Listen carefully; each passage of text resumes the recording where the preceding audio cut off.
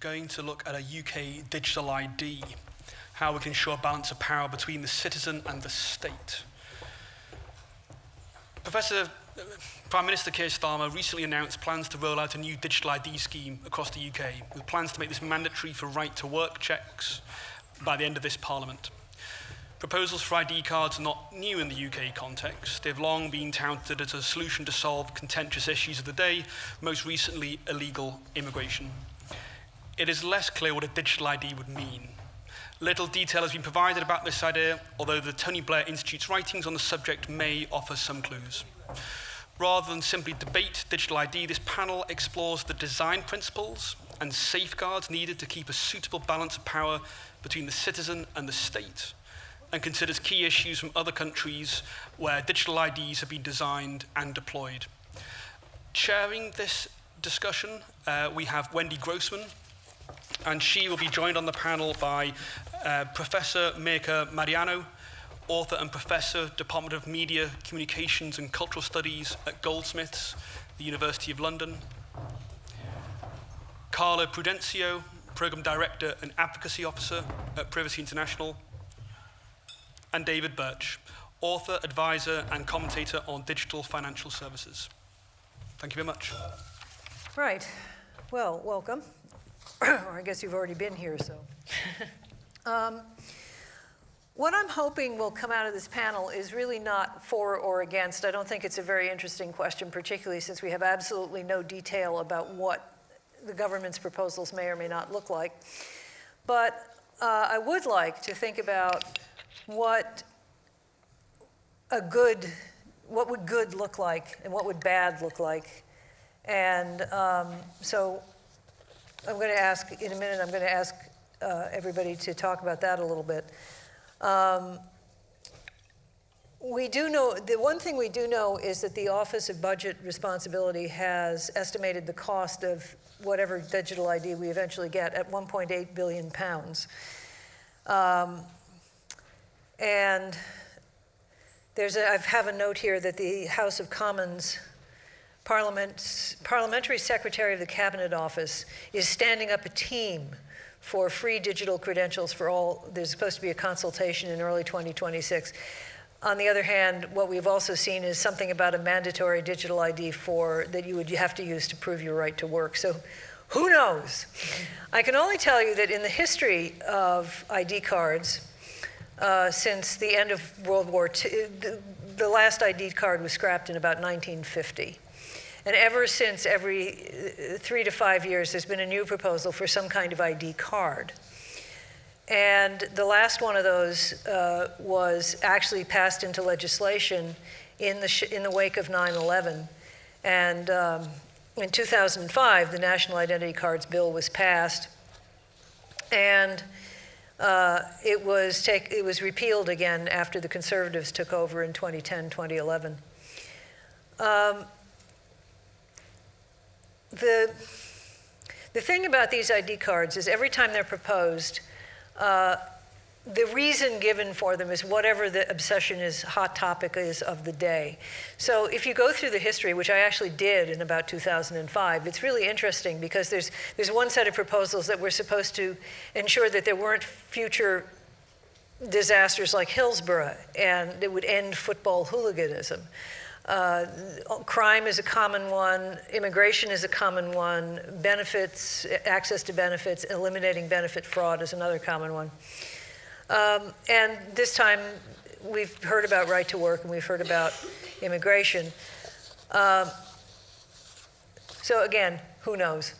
But I always remember Peter Lilly saying that when he was in Margaret Thatcher's government, every time there was a new IT minister, he would show up with a proposal for ID cards. And he'd concluded that there was some Humphrey Appleby somewhere who had this thing in his bottom drawer and kept hauling it out and sort of foisting it on each new minister as he showed up. But this is 2025, not 2005. Technology has changed a lot. And even in 2005, it was foreseeable that there would not matter if there was a card, because there would be a big database and there would be online access, and a policeman who wanted to establish your identity would simply ask you for a fingerprint, or Yeah, you could see that coming even then. So I'm going to ask Dave Birch here, who's an author, advisor, and commentary on digital financial services, is what I've got written down. Dave does a lot of thinking about digital identity and digital money, and so I'm going to ask him to explain a little bit. He keeps saying that Britain really needs a digital infrastructure. So I want him to tell us what he means by that and what it is that we actually need. And then we're going to have some more discussion of what other things need to be thought about. Is that okay? Yeah. Yep. Okay, David? Yeah. Keep it short. So I think, the idea of trying to sort of organize a modern society and deliver, the benefits of it to everybody without some form of digital identity infrastructure is ridiculous. We have to have some kind of infrastructure in place, whether it's to improve the delivery of public services, which I'm sure it would do, whether it's to help us to cut down on fraud, which is the #1 crime in the UK at the moment, which I'm sure it would do, or whether it would just make everyday life that much easier, because otherwise you live in a world where, for example, the accountant I had to take in a copy of my passport. I mean, he's known me for 25 years. I had to take a copy of my passport so he could photocopy it because of some law or whatever about it. And I said, well, what are you going to do with this? And he said, nothing. He's going to put it in a drawer. And this goes a million times, like up and down the country, all day, every day. People messing around, having to try. Or when I did my last right to work thing, where I had to actually send a copy of my passport in an email to some, it's already being used in North Korea now, I'm sure. So the thing is, so people say, oh no, we're proud, independent, sovereign people. We don't need identity and whatever. This is absolutely ridiculous. We live in a society. But the question is, what kind of infrastructure should that be?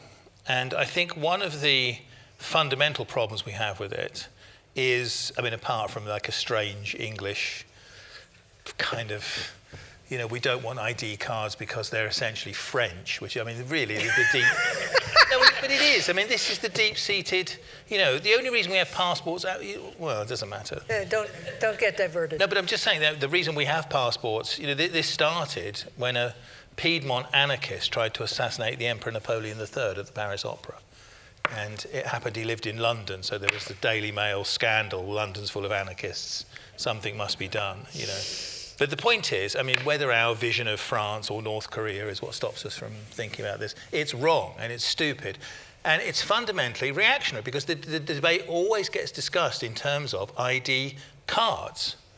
Now, the report from the Tony Blair Institute, not the previous one, the one that was written with William Hague, talked about the need for a modern digital identity infrastructure, and it was actually a very good piece of work. It was reported in the yellow press as war criminal calls for Nazi ID cards, but that's actually not what it said. What it said was, we need a digital identity infrastructure, and I'll finish by just saying what the key factor there is. The key factor there is, an infrastructure is not about who you are and papers, please. An infrastructure is about, are you entitled to do what it is that you want to do? Like, are you a doctor? Are you allowed through this door? Are you, a member of this club? Are you a holder of a valid ticket? It's not about who you are. We use who you are all the time because as a proxy to get the information that we actually need, because we don't actually have that information. So we keep asking people who they are so we can look them up in a database to find out whether I was allowed to come to the conference today.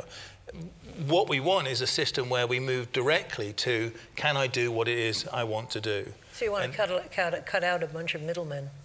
I think we should move to a credentials-based infrastructure, but that's the technological thing. But my point is, we need some sort. I can't understand anybody who thinks that we don't need some kind of infrastructure. This is crazy. Similarly, I can't understand anybody who thinks we need a card, least of all the Prime Minister. And where this came from, I have no idea. It's like the Cones hotline. It was just dreamed up at the party conference to, something must be done. This is something, therefore it must be done. It makes absolutely no sense on any level.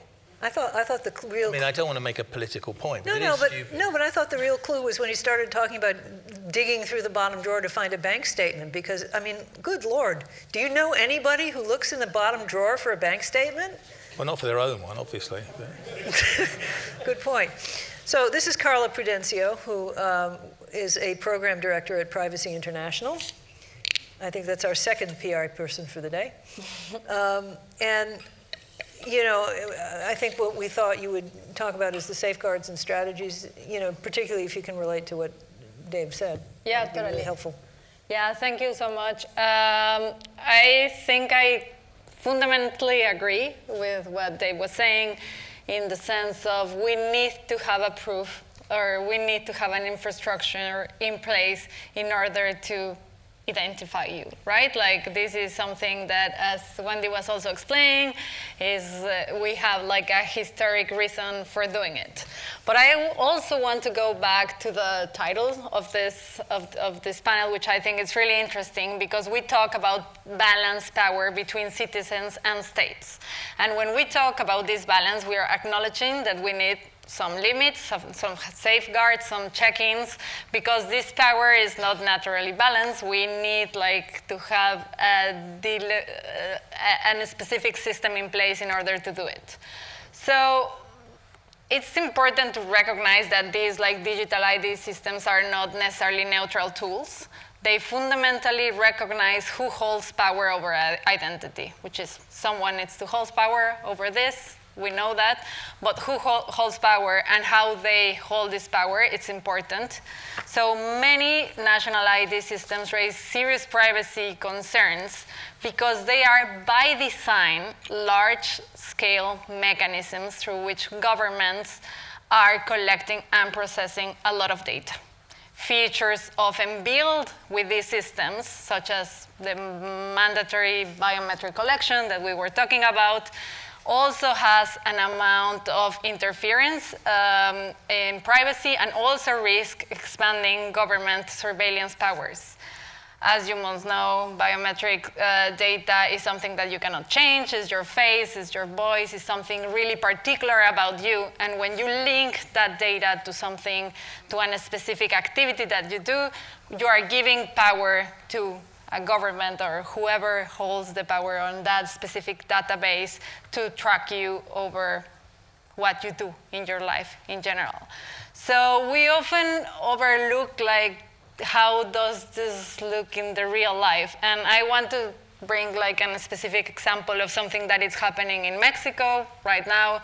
In Mexico passed a bunch of different laws in July this year, and one of those laws is about mandatory biometric ID for all citizens. They will create a unique database, centralized database, with everyone and every transaction or access to public or private services. That's the law. They don't say how, they don't say who will regulate this. It's just like a general, very big power. Also says that telecom providers need to link that ID to a specific telephone number. And if they fail to do it, your line will be cut. And all these like big database will have connection with central intelligence power. And this central intelligence power will give access to every authority, including the military, to track in real time everyone they want across all their moves. As I was saying, private or public moves, schools, banks, transactions, tax authorities, they don't need to suspect in something in particular. They don't need criminal or anything. They don't need judicial authorization. And of course, all this system is secret. So you cannot even like see what's happening behind. Basically, your complete nightmare.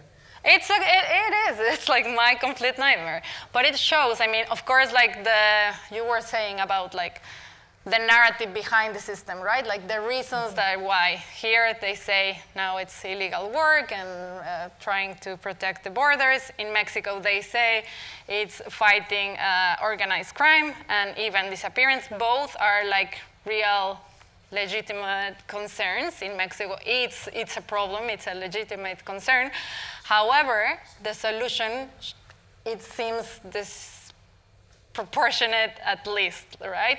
So we are seeing these systems, and even if they have different particularities, you need to ask yourself the architecture behind the systems, the logic of solving very complex social issues with the digital wound, and also the problem of function creep that we know, which is like you start with one purpose, but you are building a system, an infrastructure that once is there is really difficult to contain.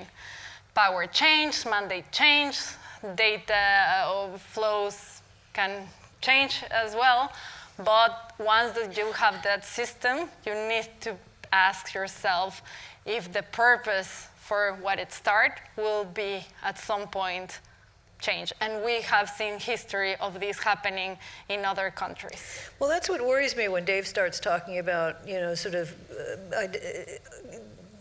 presenting something that shows you're entitled to do something, is the spectacle of the specter of the permission-based society.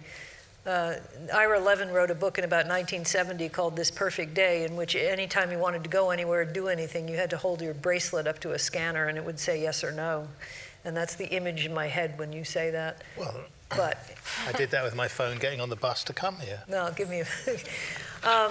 this is also with us is Mirka Madianu, who is a professor at Goldsmiths, and she's just had, I think it's come off this week, unfortunately, but there was an exhibit at Goldsmiths of writings and drawings by people in these refugee camps along the border of Thailand. And some of it was about what identity meant to them. So I'm hoping you'll tell us a bit about that field work as well as. Yeah. Thank you so much. I'm coming to this from a slightly, or rather, quite different angle, but some issues, of course, are overlapping. So my work for the last 12, 13 years has been in humanitarian contexts. I'm looking at the uses of digital technologies and computational practices in humanitarian emergencies and humanitarian operations. And in the last 2 years specifically, I've been looking at digital ID systems which are used in refugee camps. They've long been piloted in refugee camps. So I'll speak about this research that I've been conducting with colleagues in a refugee camp at the border between Thailand and Myanmar, where digital ID systems have been in use since 2015.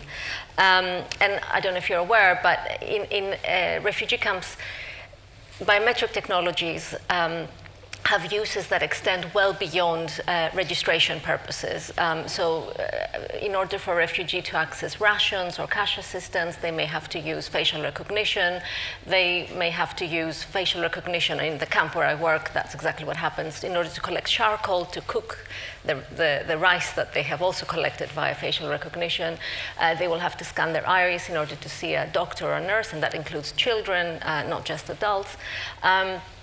So there is this kind of trivialization of biometrics, where the encounter with a biometric reader happens several times a day, possibly. So what our project has been looking at is what are the consequences of these practices for people in the camps?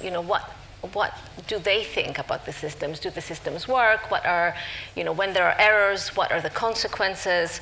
And also because we know our interlocutors are stateless and therefore need some kind of legal ID, because without one you cannot work, you cannot get out of the camp, you cannot open a bank account, you have very limited rights. We also used participatory art, and it is through those participatory sessions that the artwork was produced that you saw at Goldsmiths. And yeah, unfortunately, I'm really sorry I can't show you this artwork, because I think it's much more eloquent than anything I can say today. But it's through this artwork that our research co-producers, the refugees we worked with, were able to express their concerns about the biometric systems, but also imagine alternative futures. One key finding, as it were, that comes, or one theme that comes through this artwork is that our interlocutors basically tell us that they have to constantly authenticate themselves for all these things I mentioned earlier, but they don't have any form of legal recognition. So the current digital ID systems enable identification without recognition. There is that key paradox, right, in the process.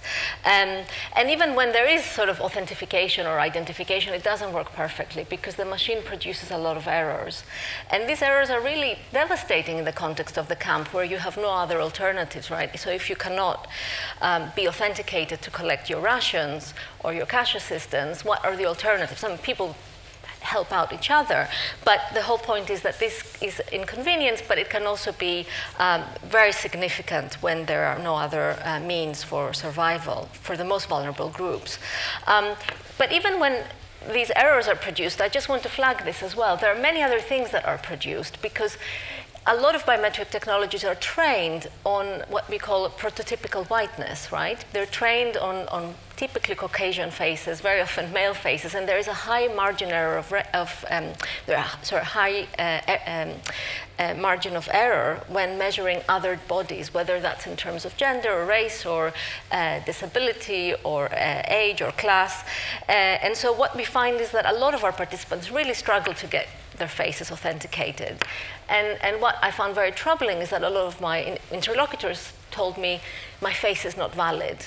Of course, their face is absolutely valid. The problem is the machine, right? It's the algorithm that has been trained on data that don't reflect their realities. But you can see here how vulnerable, how people who might be marginalized are further marginalized by the machine, right? These machine errors produce race and produce sort of this internalized, or make people internalize inferiority.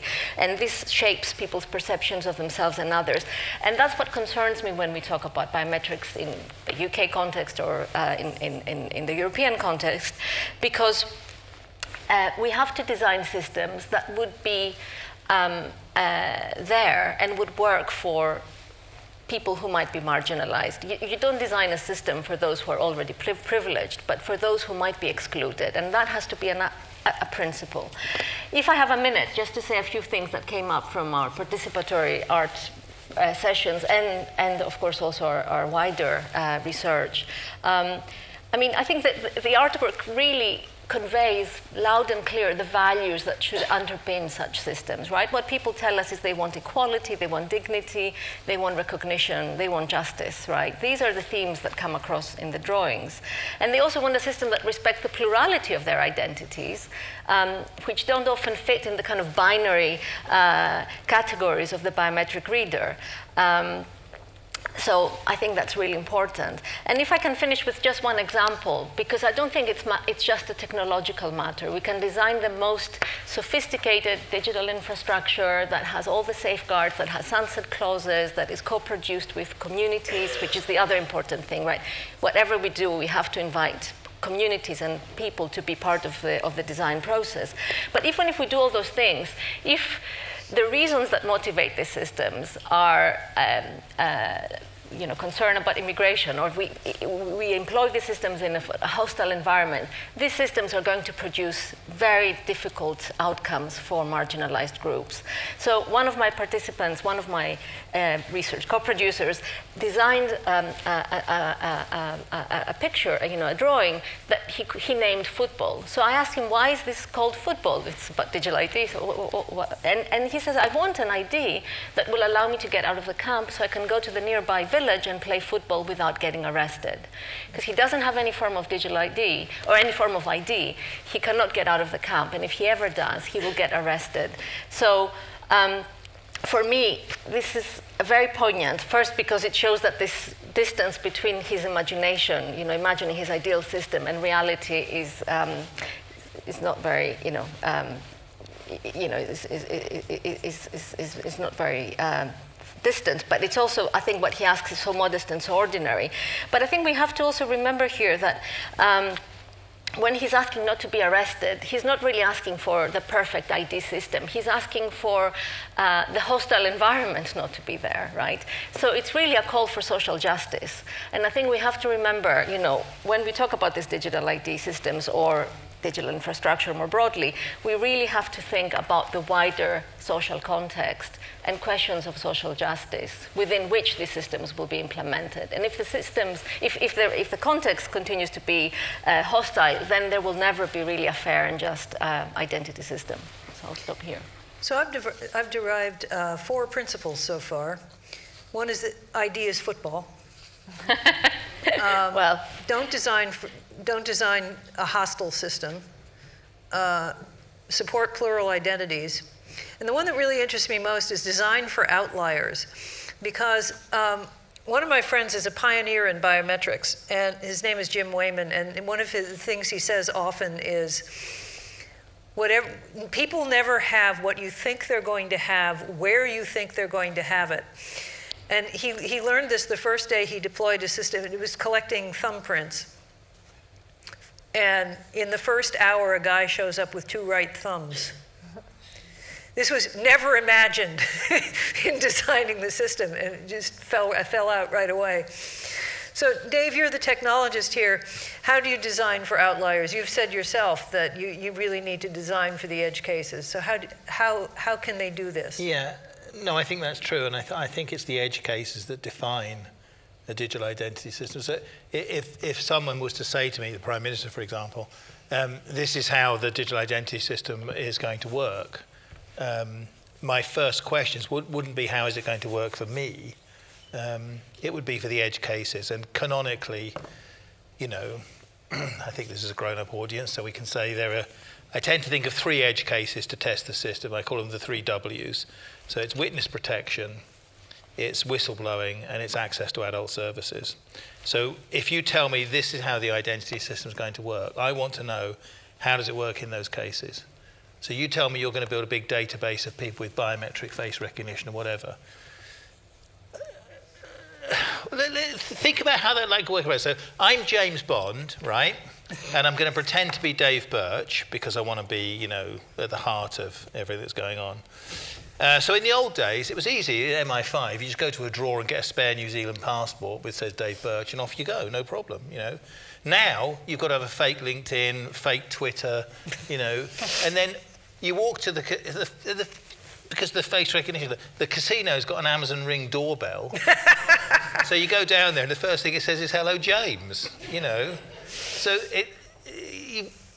this is my starting point. You know, if you're going to have this, how is it going to work for witness protection? What happens when someone has to change from one identity to another identity? Not because they're a criminal, but because we want them to, because we want to look after them and protect them. How do you give a woman escaping a violent, you know, how do you ensure that her temporary identity that she's given to help her works in all circumstances? You know, if you're just going to have a big database of everybody's faces in it, you might as well be Facebook. That gets us absolutely nowhere. So you're absolutely right to point to the edge cases. Now, what I would say, and you expect me to say this because I'm obviously come from a more technological side, I would say that the rather kind of strange 1950s vision of a brick card, which seems to be based on Estonia actually more than anything else, doesn't it? So I assume one of the Prime Minister's advisors came back drunk from a stag do in Estonia shortly before the party conference. And, I need something for the last day. I know. I'm not even sure if I'm joking about that, actually. But I would say, look, we have technologies we didn't have 20 or 30 years ago. We have zero-knowledge proofs. We have secure multi-party computation. We have fully homomorphic encryption. And we have a digital trust framework. And we have a framework to put them in. So the idea that you can give me not an ID that says I'm entitled to get this rice, but a credential that says I'm allowed to get this rice. And the biometrics are not for identifying me, they're for authenticating me against that credential, where there would always be a backup as well. I think this is actually a very promising way of thinking. I think this makes for a very... And the thing is, if you don't have a big database in the middle with what rice everybody's allowed to have, then there's nothing for the hackers to get into, which you know, really is quite a serious problem at the moment. Look at Jaguar Land Rover. You know, the hack of that was so serious that it showed up in the British GDP figures because it was. And you know how all this stuff. This isn't because you know some North Korean has got a quantum computer that can break Jaguar Land Rover's encryption, it's because somebody rang up the help desk, oh, I've forgotten my password. You know, I'm the CEO, can I get a password? You know? And it's believable. And in all, you know, this kind of infrastructure that's based on this kind of modern technology is a fundamental bulwark against all that. So I absolutely agree with you about the edge cases. All I would say is I think I'm much more optimistic that we can do something about those edge cases than a few years ago. But if I understand what Mirka has said, the people in those camps actually do have credentials. They have credentials that will let them get rice. What they don't have is anything that will let them leave the camp and return safely. Yeah, they don't have the fundamental thing, which is a passport or a legal ID, but they have this, authentication. Yeah, they can authenticate themselves many times. And the question is, do you actually need to give your foundational biometric data to get a kilo of rice? Is that? Well, you shouldn't. I would say you shouldn't have to. But, yeah. But again, it's this different, it's about proving who you are. Because in my head, because I'm living in Woking, not in a refugee camp in Myanmar, is, you know, if I want to go and play football, what I want to see is this person allowed to go and play football? I don't care about who they are or where they come from or anything like that. You know, I want to see the credential for the specific use case. And but you see, that's where the permission-based society comes. We've already got bits of it, like, for example, air travel now. You know, the reason they collect all that data 24 hours before you fly to the States is that the States wants to look at the data and decide whether to let you board the plane. Mm-hmm. Well, you know, we have lost the right to travel in that way over time. And it's been very slow, and people haven't really Edward Hasbrook sees it that way, but most people don't. And so what I worry about is all of a sudden, in order to play football, you have to have some sort of permission. Say we should go back to the way it was before World War I, where there were no passports and anybody could just walk across borders. I mean, look what happened, World War I. Well, I don't know if you've noticed, we've got quite a few wars going on at the moment. Yeah. And Trump seems like he wants to start one in, of all places, Venezuela. I'm just saying, if we don't want these honeypots of data and... No, I agree with that. I think it's entirely... Or to use the absolutely simplest example, there is a world of difference between the pub asking you, who are you? Can I see a driving license? And are you old enough to drink? And are you over 18? Are you? And not even what is your date of birth, because even that's personal information. So being able to demonstrate a credential, yes, I'm over it. You know, this is what we should be aiming for with this infrastructure. So Carla, I've added a fifth principle, which is don't create hacker targets. Do you have some more don'ts to contribute to this list? I mean, more than don'ts, I would say I have some questions that we need to ask. Okay, questions are good. I would say that first, and we were talking about this, but it's like we need to challenge also the need for these systems for any specific purpose. I mean, we already established that we need like to identify ourselves, that we need to access these for accesses of rights, but solving some complex issues around or with this as like the promise of this will solve migration, this will solve terrorism, this will solve terrorism, I think that's a real problem. So we need to start like challenging the needs and see if like this problem can actually be solved by ID, or we need like something else, or if we have like a less intrusive alternative to use. I also think that, of course, and we know that, but no legal ID, so no ID system should move forward without a concrete legal and regulatory framework of data protection, surveillance laws, specific oversight powers of what's happening there. Also, of course, this is not, the safe words shouldn't be only laws, but like human process, human rights assessment, accessibility and equality assessment, independent technical audits, redress mechanisms, purpose limitation checks. As you were talking a little bit about that, Mirka, but we must protect the complexity of identity. Identity change, the lifetime across contexts and communities, and we need to be able to protect that. For example, like with gender, transgender people also have some problems with ID, and we need to be able to solve those issues in order to have a fair system.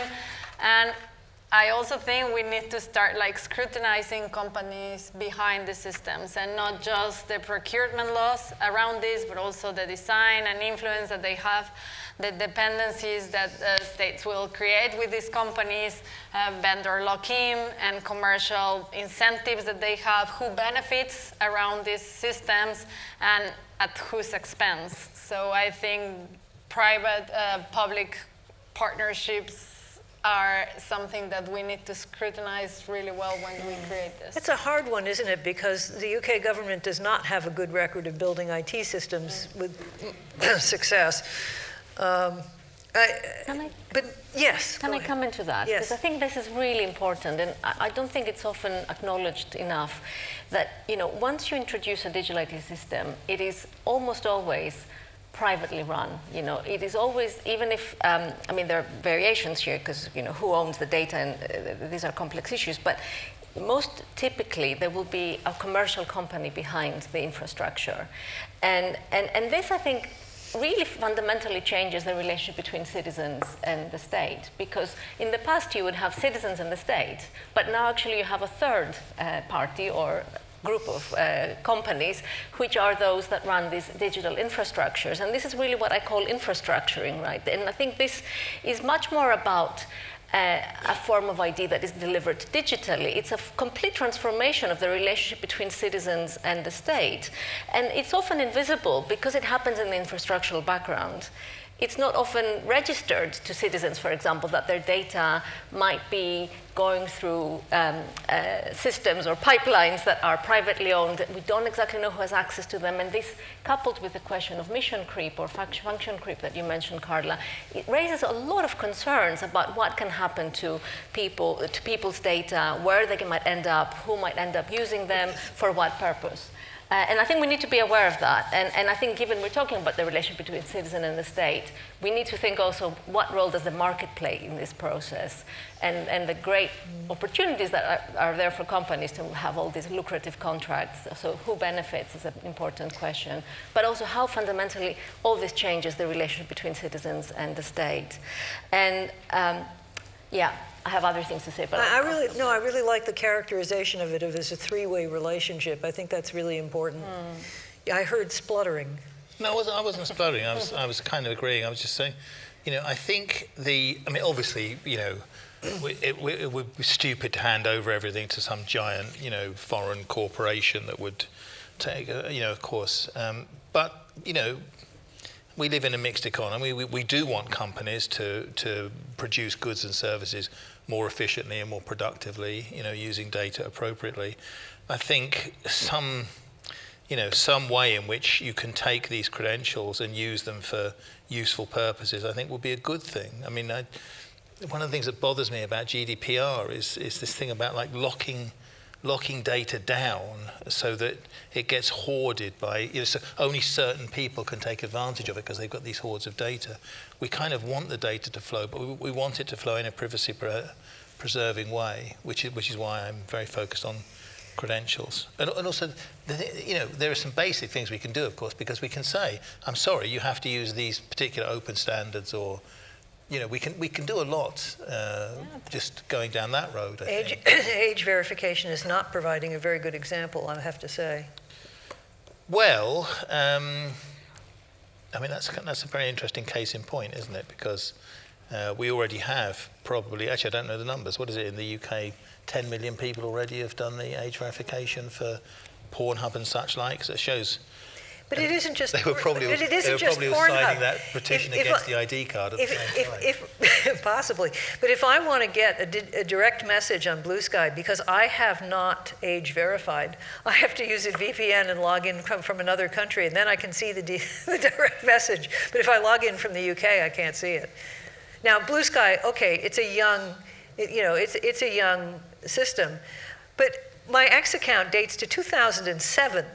It ought to be obvious to X that I'm over 18. I mean, do the math, right? I mean, I did, because I used all of the different age verification methods, because I'm not a terribly interesting person, and I kind of wanted to see how they all worked. The one that I thought was most surprising was one, I can't remember who it was, but it might have been Pornhub or one of the other ones, I can't remember. But you could sign up just by using your email address. It took your email address and put it into some sort of algorithm to see if that email address had been used more than... Actually, that sounds fairly intelligent. Yeah, but how would they know whether it was used by me or not? I mean, it was just... Well, it's an old email. I have loads of old email addresses, you know. So anyway, there's a sidetrack. My point is, we can do very positive things with open standards and so on. okay. So. How many in the audience have things they want to say? Oh, yeah, sorry. Oh, God, all of them. Really. Yeah, okay, folks, I think, shall we? Yeah. So, can we have the two, do we have two microphone people? Yeah, okay. Each take a half and pick somebody. I'm going to try to get as many in as I can, so we'll take them at least in pairs. Small part of correction. Wartime ID numbers. They finally got phased out in July 1995 because they became the NHS number, and July 1995 was the last time that a birth certificate was referenced using the wartime ID number. One of the interesting things, we then got this 10-digit NHS number that nobody can remember. One of the issues is, why is it we have so many different IDs? And it's because the government departments won't trust each other's reference numbers. And if they won't trust each other's reference numbers, why on earth should we be expected to trust any identity that they issue, bearing in mind they will always claim crown immunity if anything goes wrong with it? Oh, great. Well, they are, oh, sorry. Next one. Hi. Rowan Wilkinson, I'm from Chatham House. I wanted to push back... You have to obey the rule at all times. No, you're all right. I just wanted to push back slightly on your comment that governments don't build good tech services. I think they do, and I think broadly around the world we've seen many examples of that. And even in the UK we have with gov.uk, which is one of the most trusted government websites. Given that the UK wallet might actually be situated within that architecture, within gov.uk, I wanted the panel to reflect slightly on the role of public trust and maintaining confidence in the digital ID debate, given that there is a lot of misinformation and misunderstanding about what it actually means. So the idea of using the gov.uk one login for public services, I think, is in principle not a bad idea. I used it for my company's house. Or was it Pornhub? I can't remember. One of them, I don't remember. But and it worked fine. Using that for private sector applications, I'm rather against that. I think having one login for government is a big enough problem that needs solving, especially because the system they put in, didn't they outsource it to Romania or somewhere, and it all got hacked? And obviously you don't want a situation where baffled pensioners give out their and then all of a sudden the hackers have got access to everything instead of just their bank accounts. So I think we have to be careful with it, but I think in principle having a public sector single sign-on, I think, is not a bad idea. Extending that across the private sector, I don't think that's a good idea. Let's have two more comments or questions or whatever people say. Hi, Georgia Osborne, Ofcom. I just have a point of clarification, but also to invite the panel to talk more about it, is the difference between identity verification and attribute verification.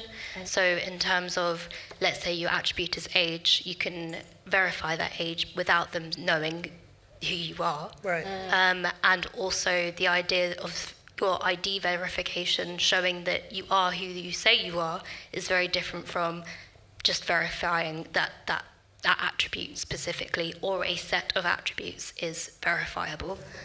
So I just wanted to invite the panel as well on that one. And one more. Yeah, just some comment on digital ID. Actually, if you look at the other country, for example, Hong Kong, as far as I could remember, they have been using digital ID for more than 5 decades, older than me, because It was under the colonial government, they already issued this identity card. So of course they changed to the digital one. So there's a lot of experience we can learn from other jurisdictions about how to implement the digital ID around the world. So I do not think this is a particular, you read problem for UK. And so this is my first comment. The second one, actually, I think when we talk about digital ID, we need to understand what is the purpose. Is this really for credential, which means you can verify all of your different roles, or just for some fundamental, purpose? For example, like we use digital ID in Hong Kong, just for verification of our identity, for example, for the legal reason, for financial reason, that's all. We don't say this has to be used to verify whether you are the member of a club. So we need to have, I think, in terms of data privacy protection, because we have this principle about minimal collection and for the purpose and the proportionality. So this should be applied to the digital ID as well. Mm-hmm. Thank you.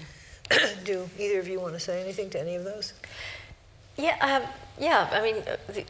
Great questions. I think the question of trust that you asked is so important, and I would say that one thing that's fundamental to having any kind of healthy relationship with the government is to have a system of accountability to citizens, and a pathway to redress when errors are made.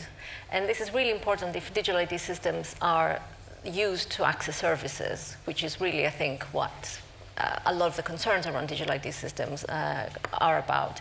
So I think that would be, for me, an important aspect, that the system would have to have accountability to citizens, involvement of citizens in its design and everything, but then also really important is a pathway to redress when errors are made, which is often not the case, and that's where a lot of problems because it's really hard for citizens then to find a way to correct, because the onus is on them to correct any errors. And I think that needs to be very clear. Others? Well, I would say... Let's keep sorry. Go and I'll go. I would say that I'm extremely familiar with the. In fact, Hong Kong's was as far as I recall, Hong Kong's was the first ID card that actually had a chip on it in the world. So I'm not arguing with the technological prowess behind it. I don't think the Hong Kong system is culturally appropriate to the UK. I think we need something slightly different. No, I was going to reflect on your comment. I think you're absolutely right. And sometimes, we use ID as form of identification, and we confuse it with authentication that can build upon biometrics or something else. I would say that that's right, and also sometimes these systems are intertwined, and so you have an ID system that also has a form of authentication in it with biometric collection. So I think we need to be careful when we do that distinction, but at the same time, because we don't know what the system's gonna look like, we need to be careful of both perspectives, right? Can I just make one more point about, you're using age as the example, but I think what you're saying is actually true across the board. Mm-hmm. The general case is not about identification. The general case is about attributes. And, we're using age as but if you want another example to think about, you probably saw the story earlier in the year about Naomi Campbell, who got banned from running charities for 5 years, I think, because she ran into some trouble. I don't even remember, but the essence of that story was she hired a woman who she thought was a lawyer, but wasn't a lawyer, And it's that sort of thing, which is, how would you check whether someone's a lawyer or not? I suppose you can go online and look something up online, I suppose, and you have your bar. go around well, it. In the States, yeah, you call the bar association. Yeah, you can phone up the bar association. This person claims to be Dave Birch, and well, how do you know it's Dave Birch? Well, ask them. What does he look like? Well, they don't have a record of what you look like. No, but they have their number. Well, you have a number. I can give you a number. Yeah. You know, I think moving into a sort of modern world of cryptographically protected credentials like that is generally a good thing. I just tend to think that any credential that is worth hacking will be hacked. Well, I think I'm more optimistic than you about the technological infrastructure. I think if you don't have things to be hacked, then you... Two more questions or comments. Yeah, I just wanted to, I don't know if the mic's on, little bit confused, UK digital identity, and we're talking about a lot of other identities. Also the framing balance of power. This is not an adversarial relationship. The government is the most significant provider of services we have, right? I mean, we rely upon them for services. So framing it as a balance of power seems wrong for me. And to note that this is a Dutch biometric ID, and government gov.uk equivalent is called DigiID in the Netherlands, and I use it when I need to use it. It's used across Europe. This is not something that is unique. It exists. It answers almost all of the problems you've discussed today, pretty much. Not all of them, but almost all. And you're absolutely right, Dave. We should be talking about digital ID infrastructure because that's what it is. This I mostly use when I go and pick up a packet at my post office, and they don't do any scanning. They look at my picture and my ID, and they recognize it as a legitimate thing, and they give me a package. It's rarely scanned. When it is scanned, it happens through passport control. So there's absolutely nothing wrong with this. You just have to ensure that you have protections in place, that information does not bleed across departments unless you ask it to bleed, because it's your information. And if I want to share medical information across hospitals, then I can do that. It will not go anywhere else without my permissions, because just the same as we have Privacy International working in the UK, there are very, very strong privacy and other data protection agencies who've been involved in designing these systems. So design the system, it works perfectly well, and yes, you will see edge case complaints, but by and large, it works really quite well. And I think we're approaching it in the wrong way, is what I'm saying. I think the reason people see it as adversarial is most of the time when these things come up, they come up. I think that's because the first presentation of it was to use it to curb immigration and cut things like benefit fraud. So that sort of instinctively sounds a little bit hostile. But the Dutch are consensual. We're not like them. Who has the microphone? Yeah. Okay, go for it. Yes, hello. Olivier Crépin-Leblanc, Internet Society UK chapter, but I'll speak on my own behalf. David spoke earlier about .gov.uk1 services. Isn't that a digital ID? Because they've now asked for biometric data to register. And not only that, but if you have a UK company, let's say, either as a director or a shareholder, you now cannot file your annual accounts, you cannot file your return, you can't do anything without providing your true credentials based on biometrics. We're speaking about the digital ID as being something that's pie in the sky coming in the future. It's already here. And 51 government services, 51 are now linked to this. I used it to do my company's house registration, but the thing is I wasn't giving my biometrics to company's house. You know, the cryptographic attestation to company's house was, you know, we have authenticated this person as being the owner of this passport. The data didn't leave my phone. It's, you know what I mean? So this kind of example where we hand over all of this data to all sorts of different people. No, I mean, nobody is suggesting that as the way forward. Does the data not leave your phone? Because I was under the impression the data was deleted by the service provider within 30 days. But .gov.uk is keeping the biometric data. It doesn't show anywhere that it's being deleted. Maybe that needs. No, not .gov.uk. But the point is I think that's a good example of how things work the right way. You know, which is you need to prove who you are for a government purpose, which is registering a company's house. So you use the government ID in a convenient way, which is through the smartphone. Who else has a microphone? Oh, sorry. I'm just trying to get people in. Thank you. Ian Corby from the Age Verification Providers Association. If I can answer the question on the exam at the top of the screen here, we already have through the DIATF, the Trust Framework, a perfectly effective digital ID. 100%. Personally, I'm much more comfortable choosing amongst 50 different providers which one I trust not to track me. I think Apple did us all a great favour by going to court when the government secretly told them they wanted to break their encryption.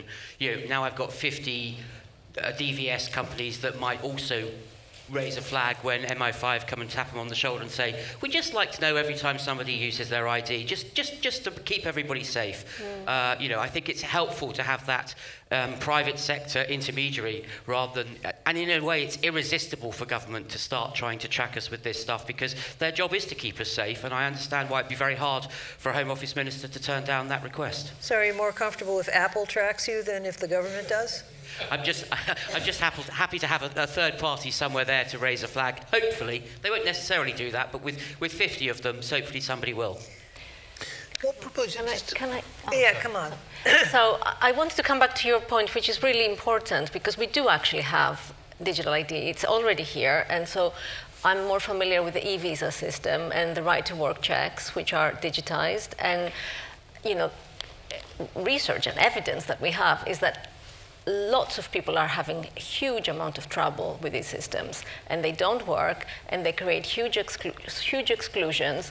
I actually encountered that this week with someone I wanted to employ to help me deinstall this exhibition that Wendy was talking about. So because of these problems, we're talking about that we need to be very careful here, because it's not really about taking the point of view of the privileged person for whom the digital ID system works perfectly, but what happens for those who are, for various reasons, whether because of digital exclusion, because they're homeless, because they are transgender, because they are migrants, because they're refugees, they find themselves in these difficult positions, liminal positions, where they're not recognized by the system.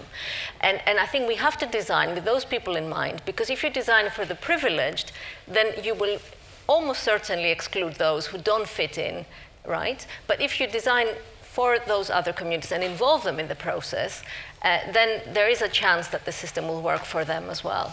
So that's, I think, thank you for raising that, because we do actually have evidence of digital ID and the problems that it creates for some people in society.